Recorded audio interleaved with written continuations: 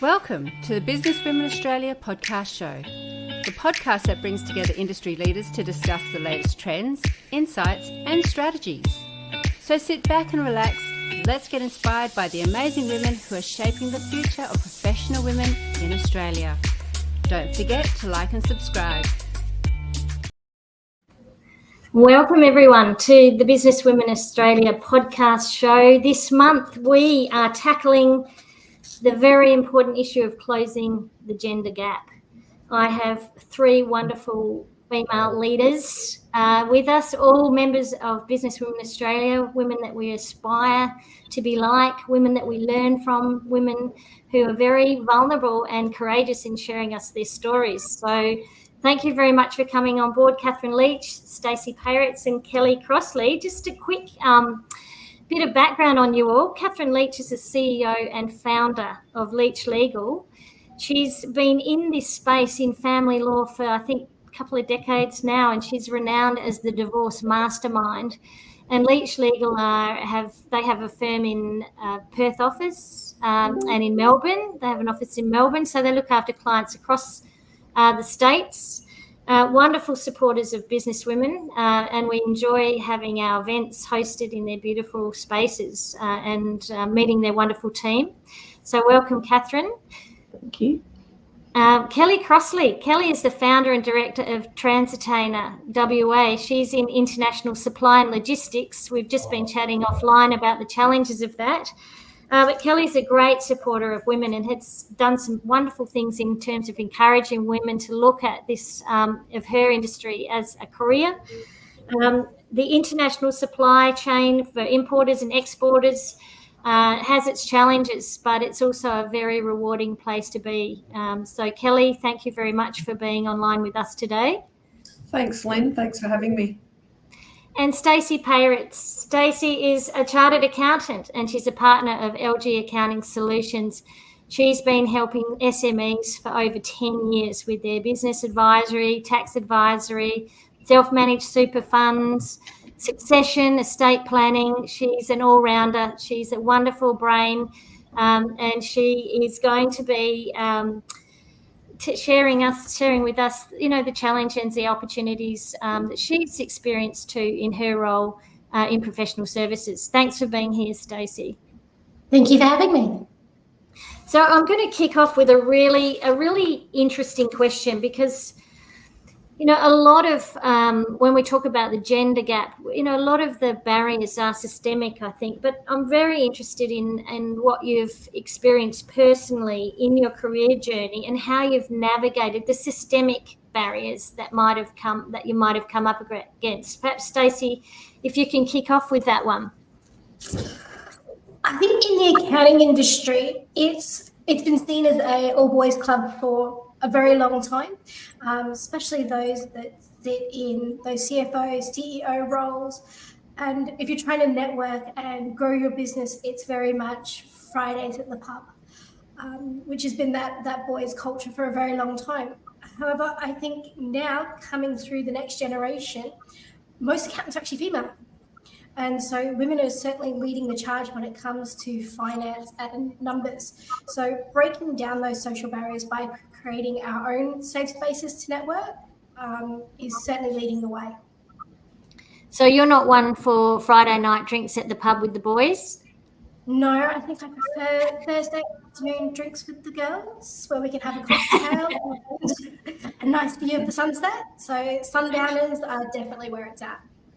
Yeah, and you're navigating, the challenges of being a partner of an accounting firm, and you've got a little girl as well. So, I mean, you're really got that juggle going, haven't you? That's it. I have a 4-year-old who thinks she's 14, but trying to juggle work and family is something that's unique to women. One thing that annoyed me as an employee is I had to work 10 years and 6 months to get my long service leave because I took 6 months maternity leave. But I really didn't take 6 months maternity leave. I was still working through that time because you don't have a choice. Yeah, that's a classic example of a systemic barrier for women, those kind of things that are sort of policy or procedure or government sort of type issues. But Catherine, tell us about your journey. I mean, you've got 20 years of experience. It's changed a lot in 20 years. Yeah, so my journey's been sadly probably 35 years since I started. So I started with the drinks with the boys and the trying to keep up with how that all happened. And it's been, I suppose, a real joy to see the changes that have occurred over the last 35 years in that we're doing business in a feminine way now. We're not trying to copy what the men are doing, but if I can catch up with Stacey and have a glass of champagne and watch the sun go down, it's so much more suited to our way of dealing with things than to be sitting at the pub and trying to drink jugs of beer and play pool. It just, I really love that factor. And I think just the normalisation of women in business has been a joy as well, because it's not now this, the first female partner in a firm and the first female this and the first female that. It's just a partner now. It doesn't have that accolade that suddenly it's so unusual, which I love. And did you come across any sort of real barriers that you had to navigate, Catherine, in that time? Is there anything sort of that struck out as was really a tough? Look, I think I was pretty stubborn, and I'm a little bit oblivious sometimes for things when I'm focused on stuff. So I maybe there were comments made and things done, but I tended to just brush past them. I suppose for me, like in a legal sense, law firms have traditionally been a number of partners who have either gotten together or have come into partnership, and professional services are all the same. And so starting a firm and growing it to the size I did, one of the factors that was problematic, and of course the bank never told me, but when I was trying to borrow money for growth, eventually when they'd refused me, they told me that they based it on the number of partners and not the revenue of the business or the profit of the business in that particular bank. And I was quite shocked, because I thought, well, hang on, aren't you looking at what the business is doing rather than how many people there are? And so that was a big revelation to me. And I don't know if that's gender specific, but I think it was just that my firm was unusual in its makeup. Yeah, well, I certainly know when I went for my first loan, as a senior executive at KPMG, and I had to get my managing partner to write a letter to say I was good for the loan because I was a single female. And one of my mates who was sitting alongside me had actually encouraged me to go to see this particular banker, and because he'd got his loan without having to do all that. And we were all shocked but I mean, that was the 90s, and it was probably just one of those things that was still an overhang from historically. Not that long ago though, is it? No, well, not in my mind, but in the good old days. But I think about how much things have changed, particularly in that accounting profession. The boardroom Friday night drinks. I can remember having to say to my young team of females, look, don't stay around too late. It's better, and don't leave anyone of you behind. Like, don't leave anyone behind in the boardroom. And that wasn't because, they were necessarily predators. It just got very loose, and it was just a different environment. And it was the 90s. I mean, anything can go wrong. And I just felt a duty of care around that. But that just wouldn't happen now. It's a much safer workplace because the system, the policies and the procedures are there to protect everybody. Kelly, what about you? What have you seen, and how have you navigated the systemic issues that might have come up in your space? Yeah, interesting, because maybe paving my own way. I don't know whether I've I guess seen the systemic barriers that you speak of. Obviously, they're there, and it's interesting when I hear people talk about it, because in maybe insurance and legal firms and it might be there more so. Look, again, I think networking has been a big thing. You make sure you have to get around it, but paving your own way and then proving yourself by measurable results, for me, spoke for itself. So I've kind of never, I'm going to be honest, I'm a little bit oblivious to it in some ways because I just don't put myself there. Obviously, and I'm in a really male-dominated industry too, right? But yeah, I don't know. I feel like I've kind of just gone through the channels without having to worry about it so much, and maybe that's a bit of naivety, or again, just paving your own way and not worrying about it. But it's definitely there, I guess. Well, I think there's still, pressure on policy and on governments to recognise, I think, now the co-parenting that's required. I think that's what I've seen as being a really interesting change. Yes. My clients, the guys want time with their kids. Yeah. They don't, maternity leave, paternity leave isn't just a female right. I think it's a parenting right. And as partners who might be gay or non-binary or whatever, have children, it's no longer a gender-based issue. These are some of the system things that I think are coming through now that are being much more oriented towards flexibility.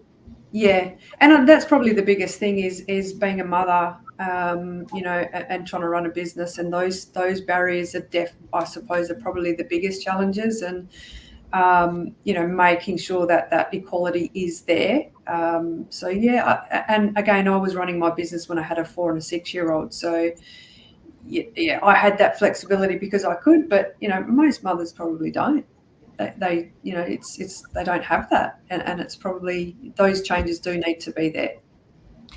Do you think that women might prefer to go and set up their own businesses and sort of become leaders in business and want to get to the top because of the flexibility that can afford to them? I remember saying to one of the young guns when I was at HLB Man Judd, just wait till you become a partner. You'll have way more flexibility. So push for that partnership. Yeah, absolutely. It's so true. And again, probably why I didn't see it as much because I had that flexibility for myself. But and in terms of internal policies and procedures, that is something that we do accommodate. So we have a staff member that at the moment has been on maternity leave and is now literally working from home. Back in my day, I didn't have that. I was up at 7 o'clock dropping my kids at work at daycare and then doing my 4 days work and coming home. Having that now in place and people being aware of that, that's a game changer. Like that's massive now. So yeah, that's a big thing. Yeah. What about since COVID, so many people now operating from home, doing things like this meeting online, that's giving another systemic change to the ability for flexibility and autonomy that can open up opportunities for people to take on different kinds of roles. Stacey, are you sort of seeing that in your workplace, that that's been sort of a systemic sort of opportunity for particularly closing the gender gap? Absolutely. So for myself personally, I still do work a full day, but I get to leave at 4 o'clock every day. So I rock up sometime between 8:30 and 9 o'clock, depending on how amenable my child is to drop off in the morning, which I'm sure all mothers can relate to. But then I get to leave at 4 o'clock. I go home, I spend the time with my family, and then once my daughter goes to bed between 7:30 and 8 o'clock, I can log back on and finish out my day. So being able to work from home has given me that flexibility, so I can still do what I need to do, but I'm not sacrificing the time with my family when it's important I'm being with them. Yeah, so I mean, it's all right for you guys. You're at the top of the tree, But for those ones coming through, the young executives, this conversation I had with this young accountant was she felt that that if she got higher and higher in the organisation, it would be more and more pressure. She couldn't see that asking for those kind of flexibilities was within her rights too. So these are sort of some cultural or systemic issues around being at the desk and being seen to be working a certain number of hours and those sorts of things. Catherine, how are you navigating that at Leach Legal? We've always had really clear KPIs, particularly for our lawyers. So even before working from home was a thing, my view was this is what you're required to achieve.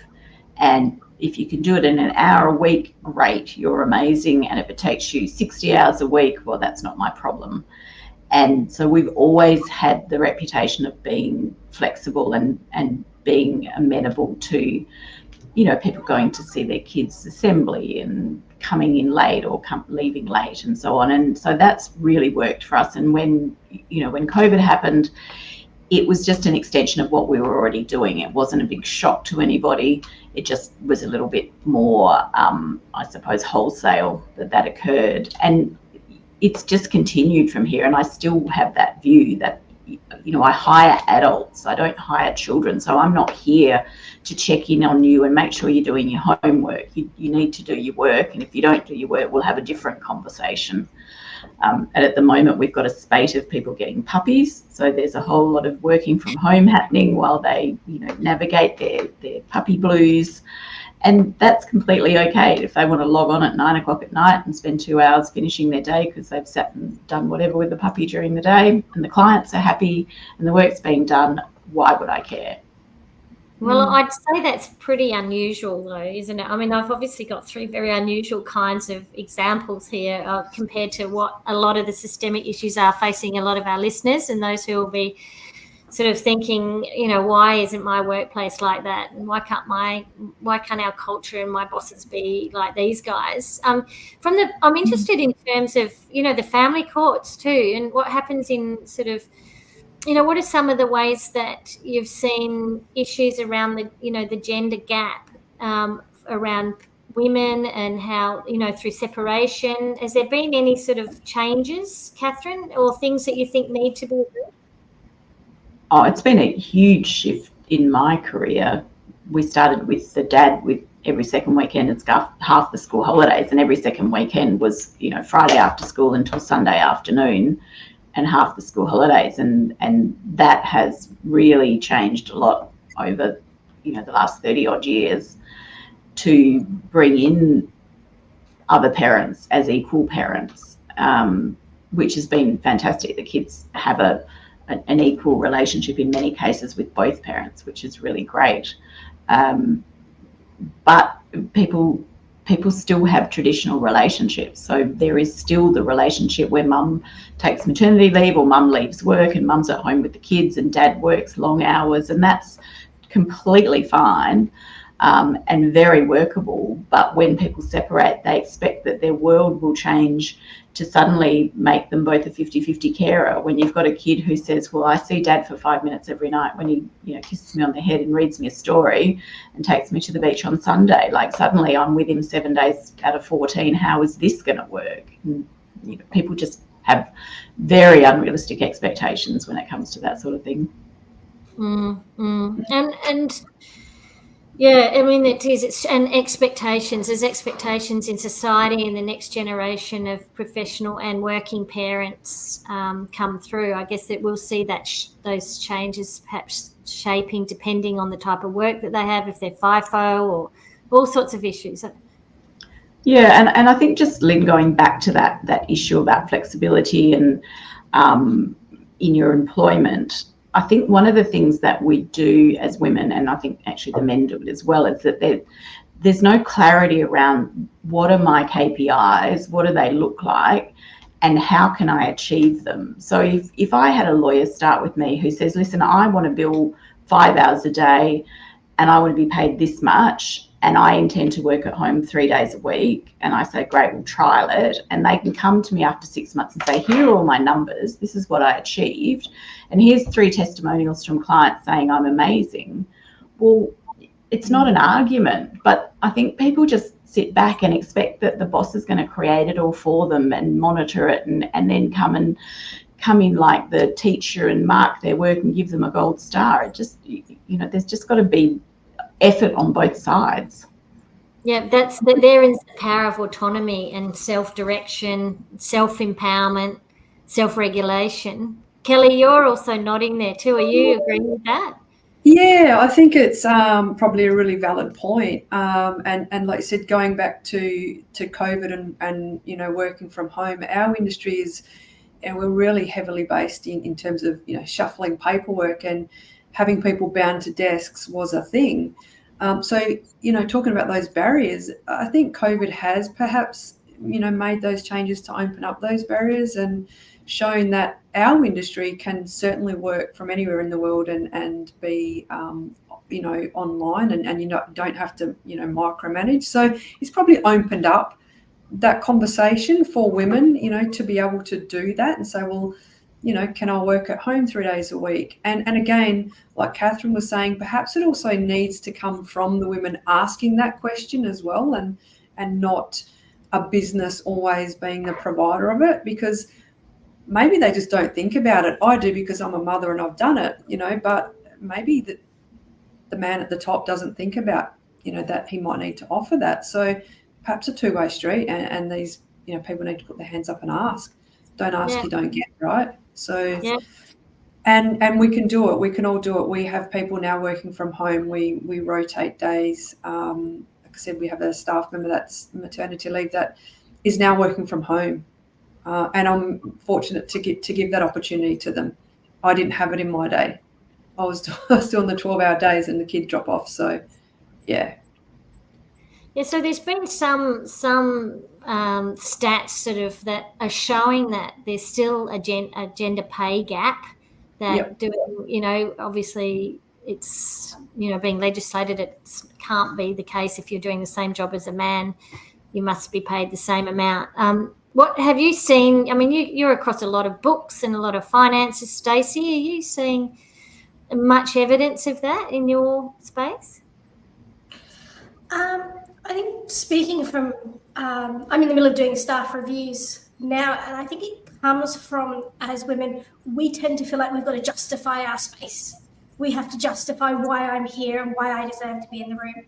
Whereas my male employees tend to just walk in the room and say, I've done a good job, pay me more. Whereas where I did all this and I worked extra hours and aren't I amazing, and here are all my client testimonials. So it tends to come down to a confidence thing, and two, this kind of systematic where women have been put in their place, and we need to have it in ourselves that we are doing a good job, we are worth being paid more, so we need to ask for it, because the boys don't have that problem. They have the confidence to walk in the room and demand what they're worth. We need to do the same.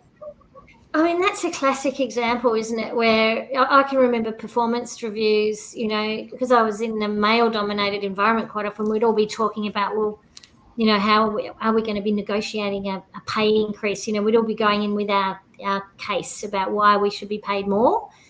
And then I went to another environment where it was predominantly women in the workforce, and I was saying, we were talking about our performance reviews, and I was saying, starting the conversation in the same kind of way that I did with these guys, and they're all looking at me going, what, do you go in and ask for a pay rise? I go, isn't that what this is all about?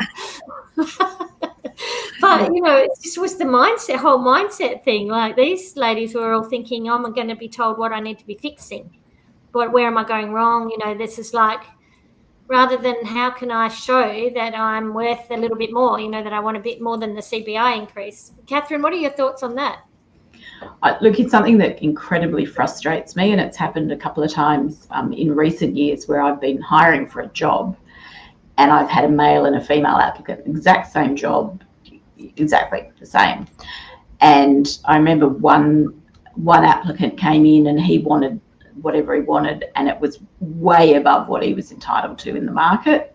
And the girl that came in, she wanted probably a little bit below what was in the market. And it's a tough one because, I'm running a business, I've got to make a profit. So whilst he was great and confident and all the rest of it, he was also expensive, and there was no guarantee at that time that he was going to be worth it.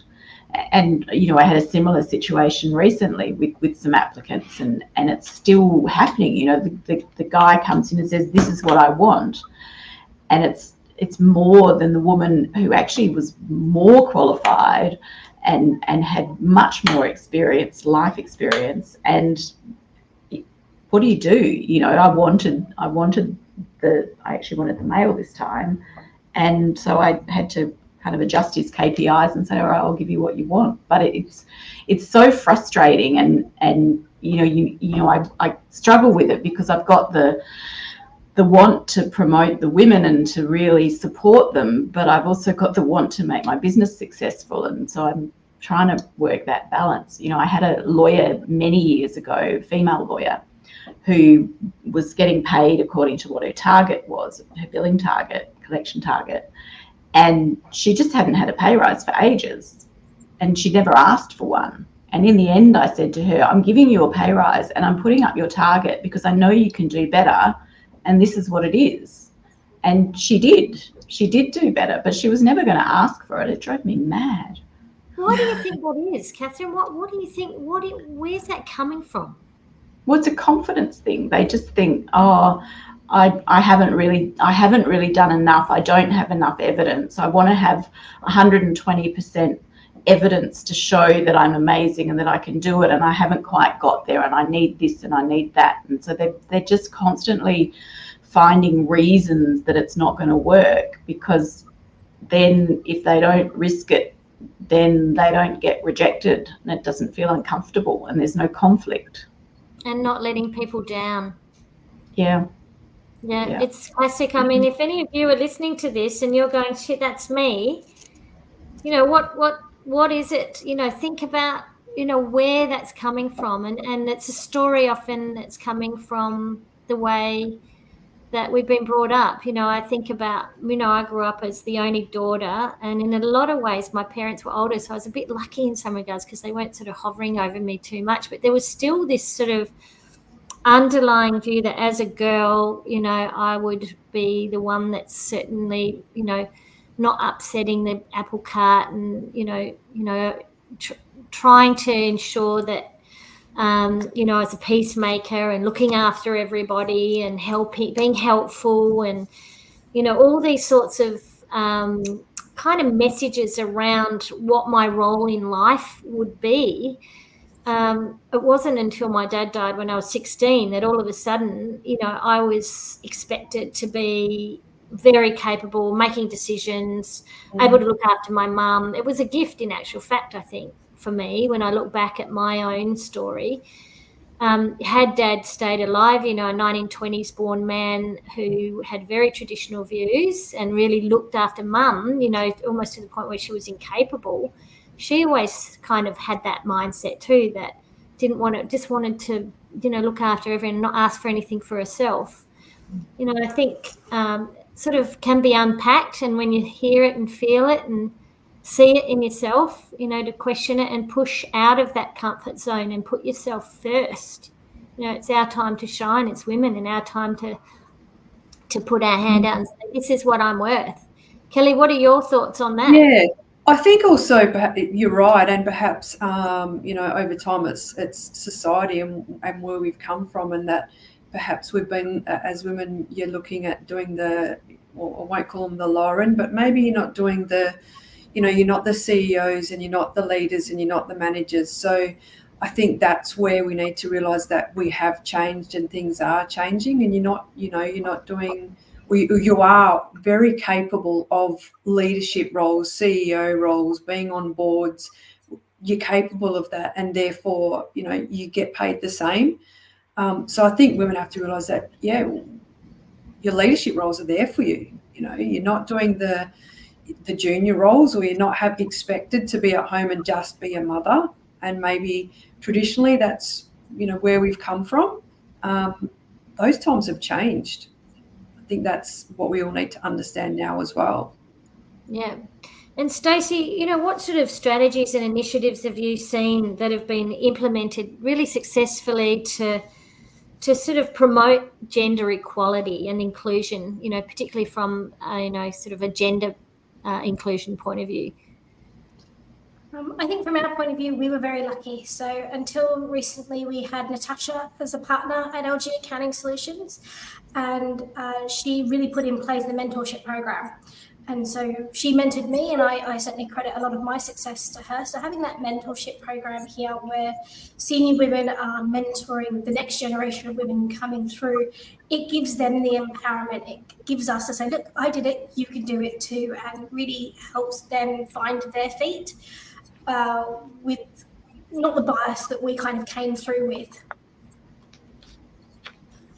Yeah, it's such an important aspect, isn't it? Having someone that is there sort of mentoring you, being a sounding board, helping you see yourself maybe where you might not see yourself as being a powerful, amazing human.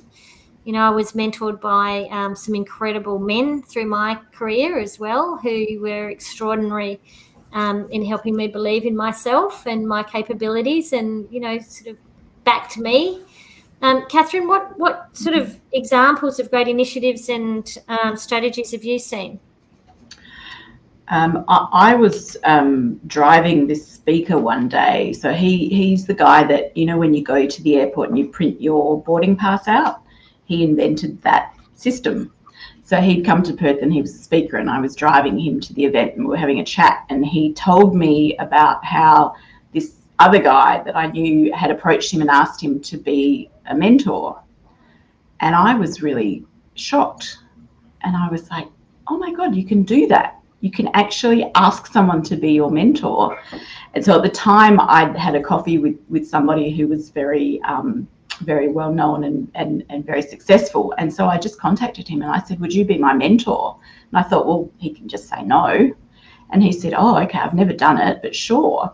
And so for about 6 months, I'd catch up with him and have a coffee. And I just think being strategic about your career, whether you're a man or a woman, but I'm talking to women and I want you to get ahead, is to actually think about who do I want to be, or who do I, who can teach me something that I don't know, and then identifying them and then contacting them. And if they say no, you say, thank you so much for your time, I appreciate it. And if they say yes, you say, listen, it's for a 12-month period, let's meet 10 times in 12 months for an hour each time, and be organised and have your questions and do that. And I just think, of all the successes I've had in my life, there have been, like you, Lyn, people along the way that have given you guidance and given you inspiration. And I don't think we should be sitting back going, oh, well, nobody's mentoring me. Nobody's sort of turned up on the doorstep and asked if they could be my mentor. It doesn't work. No, that's so true. It's like anything, isn't it? You've got to go out and get it. I think Kelly was saying, if you don't ask, you don't get. Yeah. Kelly, you've been a great advocate for women, in terms of encouraging women to, choose outside the usual realms of potential careers and all sorts of things. I mean, what are the things that we can do to leverage our positions as leaders in business and as owners of businesses? I think the mentorship's a really great idea, and I'm seeing a lot of places do that now. So that's a really good one. I think also just networking as well, right? So not only just within, your usual group, but you have to really sort of get out there and go into those perhaps male-dominated even industries, and as a woman, put yourself forward and go into, a different group and start putting yourself out there. That for me has been a big one. And again, I guess, those things come with confidence but have somebody with you. So take somebody with you, get out there, go into a group, and just network, I suppose, is I think that's a game changer. And then for us, we need to be exactly speaking up, promoting your industry. And again, that's definitely something that I'm big on and continue to do. Yeah, so put yourself out there. And so I agree, and I've absolutely loved seeing you being really visible too. That's the other thing, Kelly. I can remember when we first chatted, we're both sharing our desire to encourage and motivate other women to step up and be visible and to reach out. And I've seen you been speaking across different events at Leaders, I think, WA, and all sorts of amazing networking groups. And I know, Catherine, you're very involved with YPO. Is it YPO? EO. EO, Entrepreneurs Organisation, EO. Yeah. And Stacey, are you networking across different industries with different genders as well?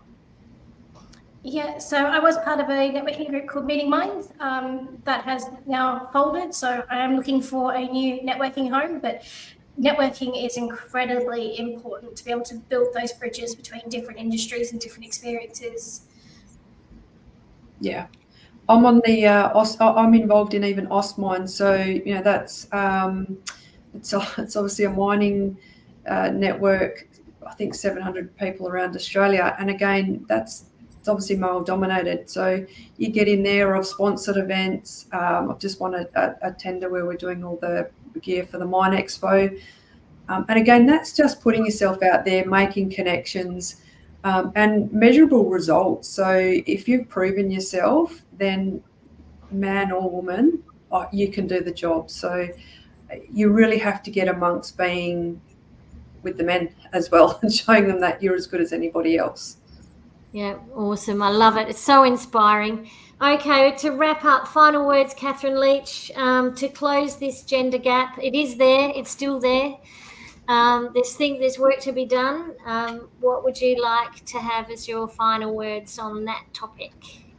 I think control what you can control, be strategic, make a plan, make the connections, and put yourself out there. Love it. Stacey, what are your final words in closing the gender gap?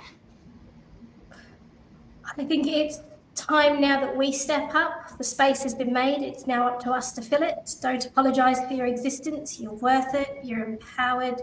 Take centre stage. Love it. And Kelly, last but not least? Yeah, put yourself out there and back yourself. Start mixing with different networking groups. And I'd really like to just see other businesses, especially local businesses, give that flexibility so that gender gap can close and take some control in us enabling it to close by flexibility and giving women the same choices that men can have. I love it.